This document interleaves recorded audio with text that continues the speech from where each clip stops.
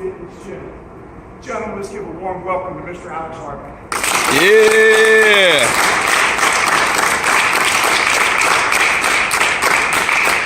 How we doing? Good. Happy Friday to you guys. TGIF, who knows what TGIF stands for? The grind includes Friday. So everybody wants to take Friday off, right? I think it's the off day. It's not. You still got work to do, am I right? Still got some work to do today.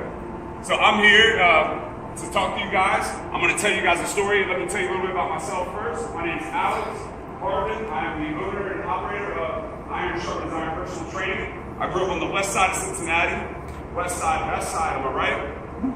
Yeah, I went to your favorite high school, Elder High School. Oh, wait. I didn't want him to say it in the lunchroom because I was afraid you guys wouldn't show up here. But since you're here, I can tell you. Right? I got to play some football there. I went on to UC on a full ride scholarship. Played a year or so there. Went on to Mount St. Joe to finish my college career. Out of Mount St. Joe, I was blessed with the opportunity to join the Bengals for a brief season. Had a lot of fun there. And then they kicked me out and said, go home, your NFL career is done. I said, okay. And I started training.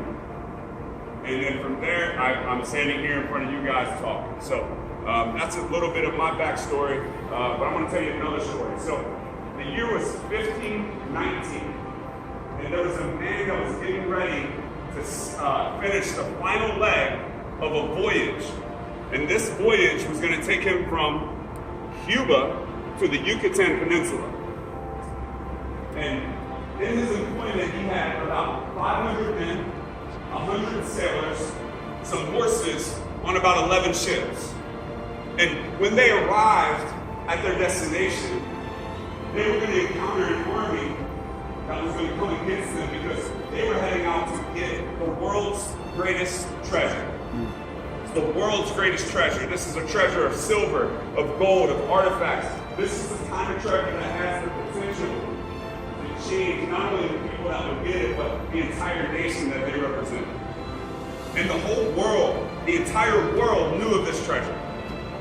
You see, because for 600 years, the same army had possessed this treasure.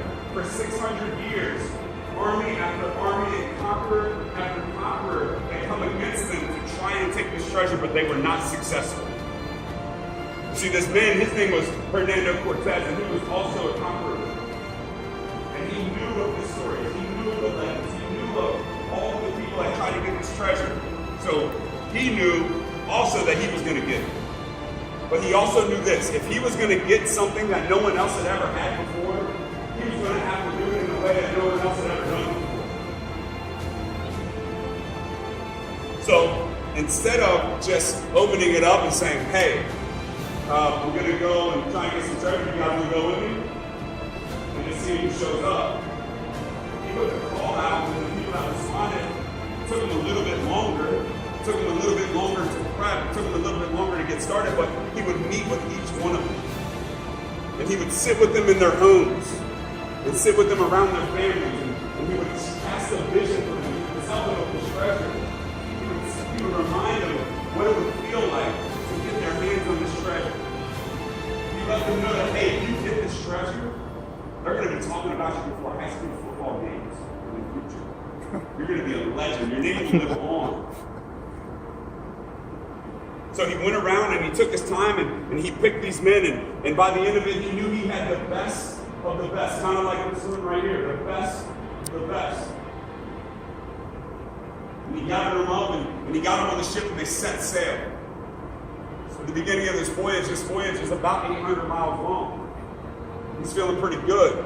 He took his time, he did what he had to do, he got the right men. He got the right men on his team, and he's ready to go get the world's greatest treasure. And as you can imagine, that's not where the story stops. And it doesn't really get better from here, because really, what's a story without a storm, right? What's a story, right? What's a movie without a little bit of storm in the middle, right? A boring movie. It's an unrealistic movie. And as you can imagine, as they're sailing on the ocean, they encounter some stuff that maybe they've never seen before. Maybe they have a few too many waves. They're experiencing seasickness. They haven't seen their families. And about halfway through, there's a spirit on this boat, on this ship of complaining. See, these warriors had turned into whiners. They're coming up to him like, hey, Mr. Cortez, I remember you said that we were going to do this thing, but I didn't really know if this was what I was supposed to be doing. I don't know if I'm on the right ship. I didn't think he's doing that this time.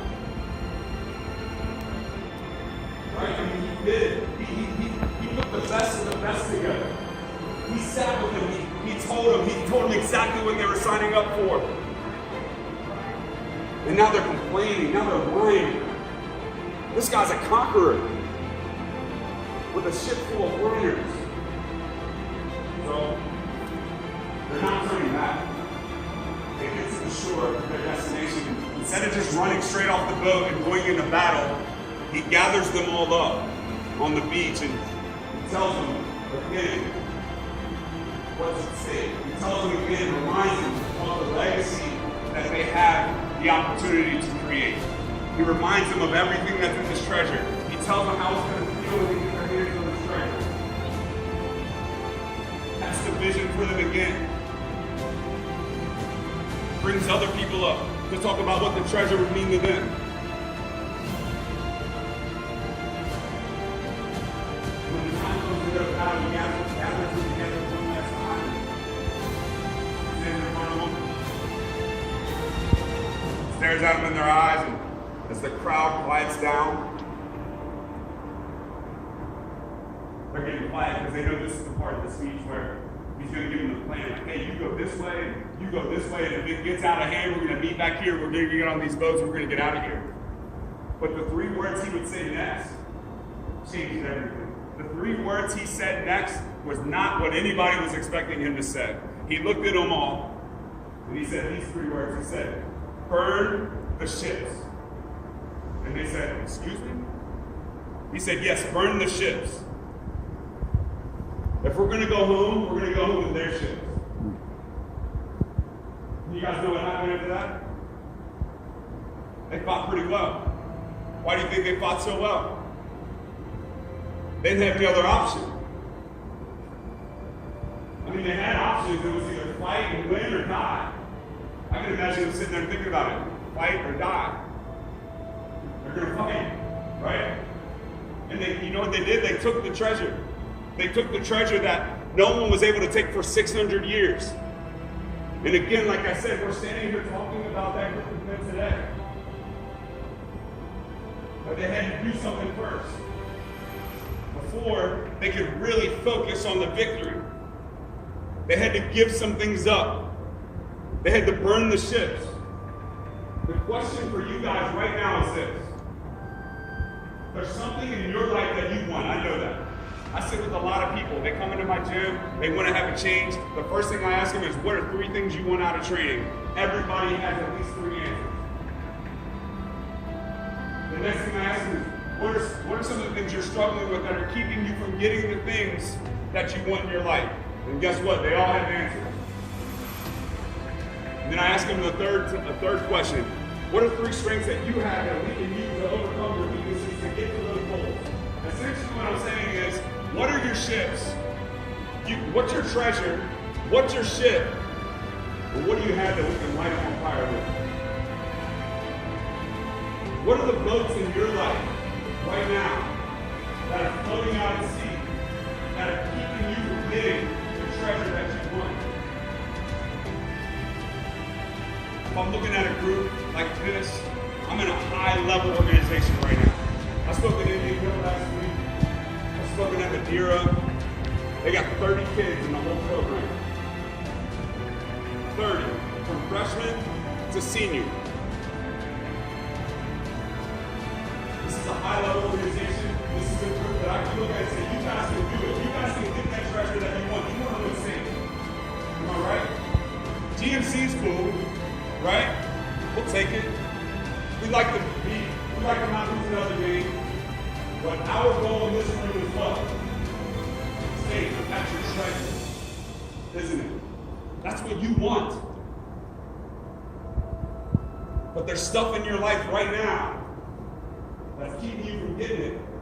This is a group of men that's after God, am I right? We're interested in God. We want to know more about Him. There's a treasure lying with Jesus that you want. There's a boat in your life that you're keeping floating. You know, I know, am I right? This is the time of year where you got to decide, I'm going to light that shit on fire. There is no turning back. If I'm going back in their shit. This is your time, gentlemen. This is the moment where in the voyage, you can start hearing those complaints. You can start hearing that murmuring. You can start hearing people say, I don't know, maybe this wasn't the right shit. Maybe this isn't the right season. Maybe we don't have what it takes.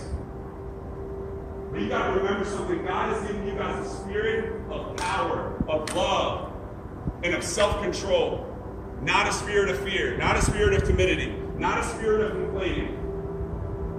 Rise up together, band together, burn the ships. And I tell you what, with the coaching staff you guys have, with the facilities you guys have, with the support you guys have, with the talent you guys have, the treasure will be yours.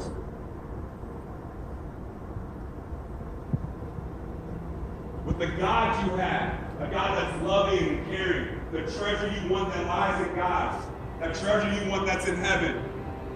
Burn the ships, gentlemen. The Holy Spirit will be with you. And you will obtain that treasure. You see, snake ribs are cool. The treasure that Hernando Cortez got is cool, but it all fades away. There's a greater treasure in heaven. His name is Jesus, and you can spend eternity with him. But you don't got to wait until you die to do that. You can start spending eternity with Jesus right now. It can start today. Burn the ships. Burn the ships of doubt. Burn the ships of what everyone else might think about you. Burn the ships of, man, I know I gotta look cool here for these girls. Burn the ships, gentlemen, and move forward. That is your call. That is your next step towards the treasure that you seek. Gentlemen, I appreciate you guys.